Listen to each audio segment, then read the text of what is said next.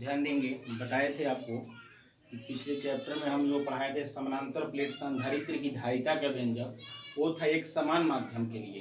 अब हम जो बता रहे हैं ये है समांगी माध्यम। समांगी का मतलब होता है एक से अधिक माध्यम, और उसमें मात्र दोनों प्लेट के बीच में एक ही माध्यम था, चाहे वायु रहे या जल रहे या अन्य कोई माध्यम रहे।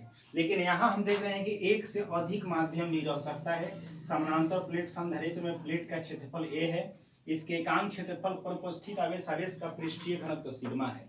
वहां दोनों के बीच कोई एक ही माध्यम था जिसको एक समान माध्यम, चाहे हवा भरा हो या दोनों प्लेटों के बीच जल हो या कोई अन्य माध्यम हो। लेकिन यहाँ हम देख रहे हैं कि इसके बीच एक से अधिक है। मान लीजिए ये है, तीन वो माध्यम है। मान लीजिए इतना दूर तक उसमें हवा है, इतना दूर तक जल है, इतना दूर तक कोई दूसरा पदार्थ भरा है। ये दो ही प्लेटों के बीच में तीन माध्यम हो गया। हम मान लीजिए कि पहला माध्यम जितना है उसका थिकनेस चौड़ाई है d1, दूसरे माध्यम का चौड़ाई है d2 और तीसरे माध्यम का चौड़ाई है d3। अब ध्यान दें, ये हवा है तो सारे अलग अलग माध्यमों की माध्यम की विद्युतशीलता का मान भी क्या होता है, अलग अलग।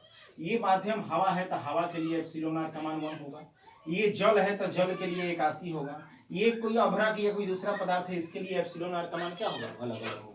इसलिए अलग अलग माध्यमों के लिए एप्सिलॉन आर का मान भी अलग अलग होता है। तो पहला माध्यम की विद्युतशीलता मान ली एप्सिलॉन r1, दूसरे माध्यम के लिए एप्सिलॉन r2 और तीसरे माध्यम के लिए मान लिए एप्सिलॉन r3। अलग अलग माध्यमों की माध्यम की विद्युतशीलता का मान भी क्या है, अलग अलग है। तो वहां एक समान माध्यम के लिए निकाले थे, यहाँ हम समांगी माध्यम के लिए निकाल रहे हैं। ध्यान दीजिएगा, हम कहेंगे यदि ये समानांतर प्लेट संधारित्र के दोनों प्लेटों के बीच उपस्थित माध्यमों की विद्युतशीलता क्रमशः एप्सिलॉन r1, एप्सिलॉन r2 और एप्सिलॉन r3 हो और उन माध्यमों की मोटाई क्रमशः d1, d2 और d3 हो, तो दोनों प्लेटों के बीच कुल विभवांतर कितना हो जाएगा। तो दोनों प्लेटों के बीच कुल विभवांतर, दोनों प्लेटों के बीच कुल विभवांतर हो जाएगा आपका, कुल विभवांतर V बराबर पहला V1 plus V2 plus V3, तीन वो है तो तीन विभवांतर होगा। अब ये आपको फॉर्मूला वहां बताए थे, V बराबर फॉर्मूला बताए थे E या इंटू D बताए हैं। विभव बराबर विद्युतीय क्षेत्र गुना दोनों प्लेटों के बीच की दूरी, और ये कैसे होता है, कैसे होता है ये भी हम सोल्व करके पिछले लेक्चर में बता चुके हैं। तो V1 बराबर E1 इंटू D1, V2 बराबर E2 इंटू D2, V3 बराबर E3 into D3। E is equal to बताए हैं कि आवेशित समतल चालक के कारण जो हम लोग गॉसेस थ्योरम पढ़ते हैं, सिग्मा बटा एप्सिलॉन 0 होता है। लेकिन अलग अलग माध्यमों के लिए एप्सिलॉन आर का मान क्या है, अलग अलग। यहाँ हो जाएगा E1 बराबर सिग्मा बटा एप्सिलॉन 0, इसका मान तो नहीं बदलेगा, लेकिन माध्यम की विद्युतशीलता का मान बार बार क्या होगा, बदलेगा। पहला माध्यम होता हो गया epsilon r1 into D1। E2 बराबर, तो E2 बराबर लिखेंगे सिग्मा बाई एप्सिलॉन 0, कांस्टेंट है, इसका वैल्यू नहीं बदलता है। माध्यम का मान बदलने पर माध्यम की विद्युतशीलता एप्सिलॉन r का मान बदलता है, एप्सिलॉन r2 इंटू D2, और ये E3 बराबर लेंगे तो प्लस हो जाएगा sigma by epsilon 0 into epsilon r3 into आपका ये हो जाएगा D3। तो V बराबर सिग्मा बाई एप्सिलॉन 0 कॉमन निकाल लीजिए, तो D1 by epsilon r1 plus D2 by epsilon r2 plus D3 by epsilon r3। Equation number first. C बराबर Q बाई V होता है, V तो निकाल लिए, Q कैसे निकलेगा। तो आवेश चूंकि क्षेत्रफल पर है, एकांक क्षेत्रफल पर उपस्थित आवेश को आवेश का पृष्ठीय घनत्व बोलते हैं। 1 मीटर स्क्वायर पर सिग्मा, तो कितना टोटल क्षेत्रफल है प्लेट का, A मीटर स्क्वायर पर कुल आवेश इसके प्लेटों पर हो जाएगा आपका Q बराबर सिग्मा इंटू A, आवेश का पृष्ठीय घनत्व का यह फॉर्मूला होता है। तो वहां जितना भी आया हो उसके आगे ये इक्वेशन नंबर आपका, इसको बढ़ा देंगे 4 तथा 5 हो जाएगा, 6 हो जाएगा। अब आइए, इसलिए समानांतर प्लेट संधारित्र की धारिता, समानांतर प्लेट संधारित्र की धारिता का फॉर्मूला हो जाएगा आपका C is equal to Q by V। Q का वैल्यू आपका आया है सिग्मा इंटू A, अब अटा V का वैल्यू देखिए यहाँ निकल चुका है, sigma by epsilon 0 into D1 by epsilon r1 plus D2 by epsilon r2 plus D3 by epsilon r3। Sigma से सिग्मा कैंसिल, ये नीचे से ऊपर जाएगा तो epsilon 0 into A by D1 by epsilon r1 plus D2 by epsilon r2 plus D3 by epsilon r3। इस प्रकार से हम लोग समांगी माध्यम के लिए समानांतर प्लेट संधारित्र की धारिता का व्यंजक निकाल सकते हैं। D1 D2 D3 जो जो माध्यम है उस माध्यम की चौड़ाई है, कितना दूरी तक भरा हुआ है वो माध्यम, ए जो है प्लेट का क्षेत्रफल है, एप्सिलॉन जीरो के माध्यम की निर्वात की विद्युतशीलता बोलते हैं, इसका वैल्यू कभी चेंज नहीं होता है, 8.85 गुना 10 के पावर -12 फैराड पर मीटर होता है। एप्सिलॉन जीरो निर्वात की विद्युतशीलता है, इसका वैल्यू चेंज नहीं होता है, और एप्सिलॉन आर माध्यम की विद्युतशीलता है, माध्यम अलग अलग रहेगा तो एप्सिलॉन आर का वैल्यू भी क्या होगा, अलग अलग होगा, बदलते जाएगा। अब हम लोग पढ़ेंगे संधारित्रों का समूहन। जिस प्रकार से प्रतिरोध का समूहन होता है उसी प्रकार से संधारित्र का भी समूहन होता है। इसके बाद इसको हम देखें।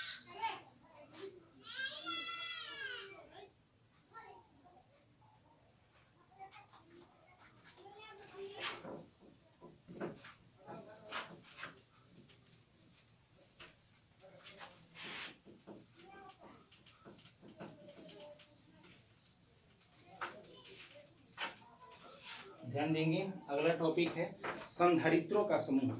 आप लोग 10th क्लास में पढ़े होंगे प्रतिरोध का समूहन। प्रतिरोध का समूहन दो प्रकार का होता है, प्रतिरोध का श्रेणी क्रम समूहन और प्रतिरोध का समानांतर क्रम समूहन। प्रतिरोध के श्रेणी क्रम में इस प्रकार से हम लोग उसको जोड़ते थे प्रतिरोध को, श्रेणी क्रम में फॉर्मूला R बराबर R1 plus R2 plus R3, ऐसा हम लोग प्रूफ भी किए होंगे, 10th क्लास में आप लोग पढ़े भी होंगे। उसी प्रकार समानांतर क्रम में होता है 1 बटा में R बराबर 1/R1 plus 1/R2 plus 1/R3। ये प्रतिरोध का समूहन आप लोग 10th क्लास में करंट में पढ़ना है, इंटरमीडिएट में भी पढ़ना है, इसको जब करंट पढ़ेंगे तो चर्चा करेंगे।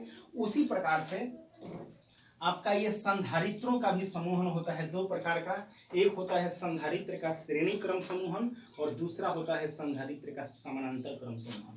तो हम लोग अभी सबसे पहले पढ़ेंगे संधारित्र का श्रेणी क्रम समूहन। संधारित्र का श्रेणी क्रम समूहन क्या है? संधारित्र का श्रेणी क्रम समूहन ध्यान दीजिएगा।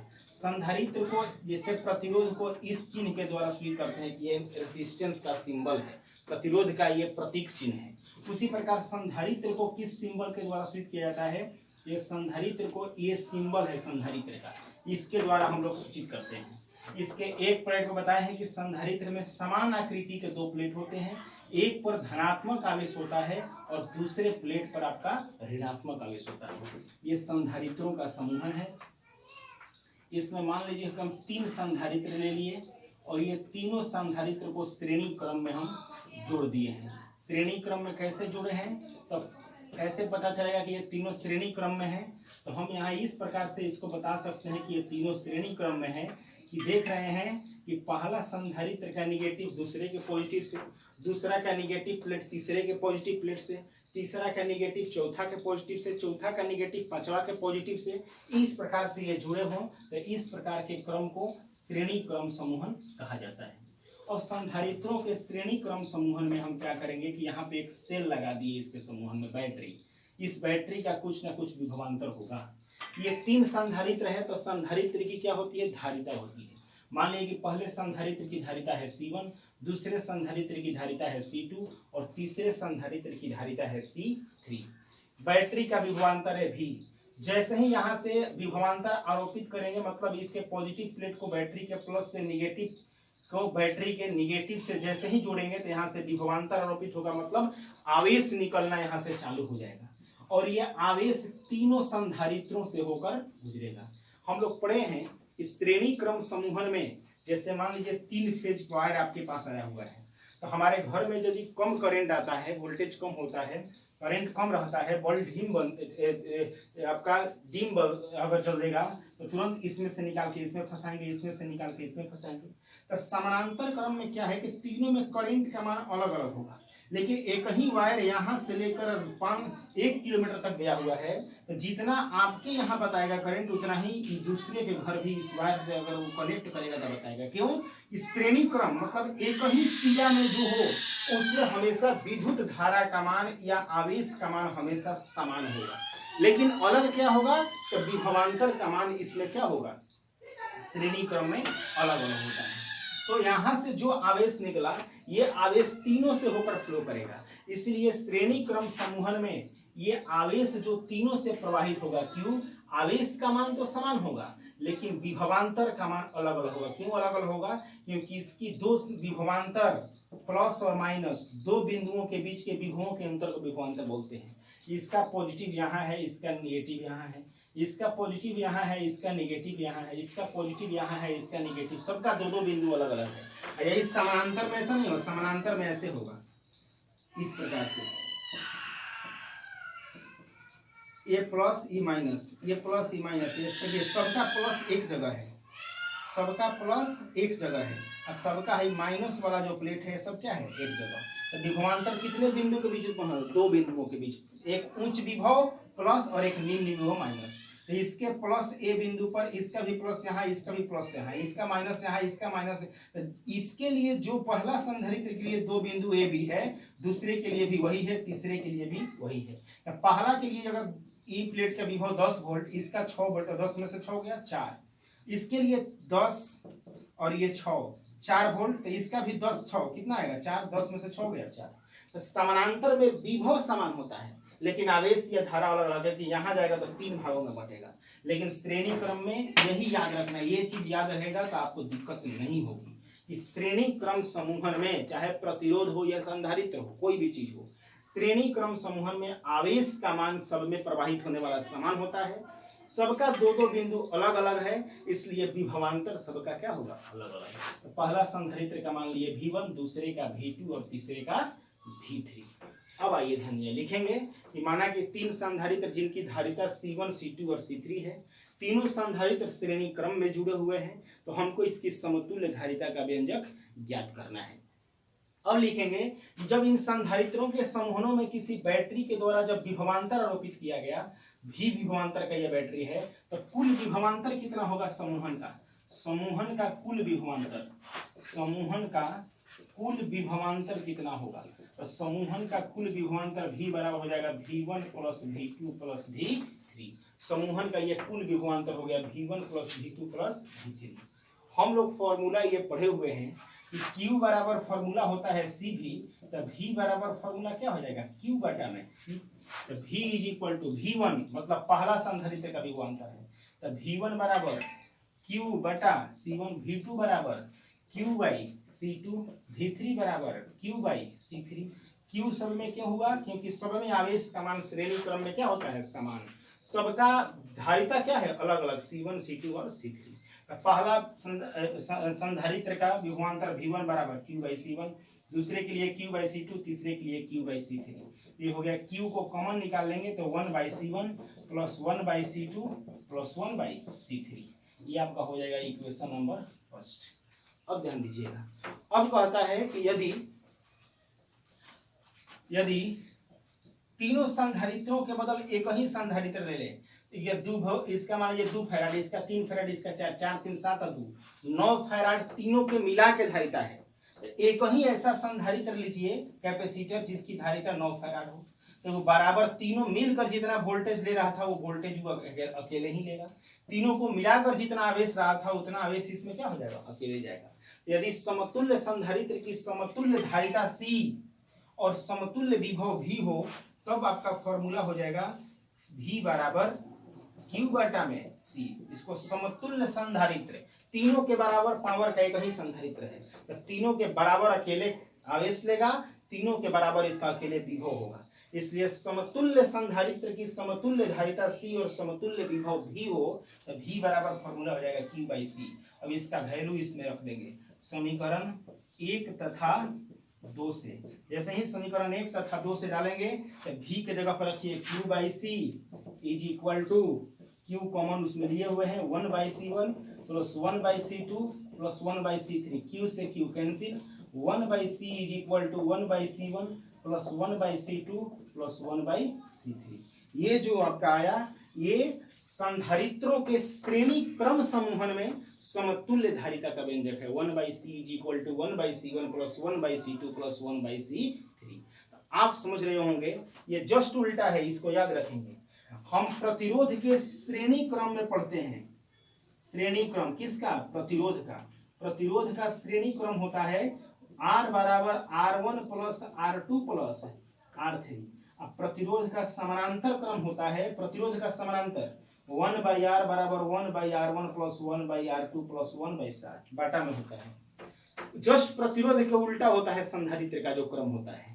प्रतिरोध का समानांतर संधारित्र का श्रेणी होता है। देखिए प्रतिरोध के समानांतर में ना होता है बाटा में 1/r बराबर 1/r1 plus 1/r2 plus 1/r3।